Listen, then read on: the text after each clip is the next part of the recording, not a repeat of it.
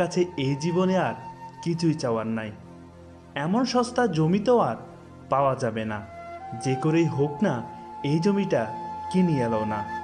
ছেলে বলে কয়েকদিন পর বাড়ি আসতে চাই। এই মুহূর্তে কেমন করে জমি কেনা যায়? প্রিয়জনের মুখ থেকে ঠিক তখনই শোনা যায়, এবছর বাড়ি না আসলে তেমন সমস্যা তো নাই, কষ্ট করে ধৈর্য ধরে আরেক বছর থাকো, বাড়ির পাশের এই জমিটা না হয় নিজের নামেই রাখো। কষ্ট করে এবছর আর বাড়ি এসো না, এক বছর দেরিতে আসলে তেমন ক্ষতি হবে না। কি আর করার, বাবার কথায় জমি কেনা হয়, ভুলে গিয়ে বাড়ির কথা বোকা ছেলে আরেক বছর রয়। আশায় আছে সামনের বছর বাড়িতে যাওয়া হবে তার, কিন্তু না, এবার আবার বোনের বিয়ে, হয়নি যাওয়া আর। সবাইকে সুখ দিতে দিতে নিজের সুখটাই নাই, এমন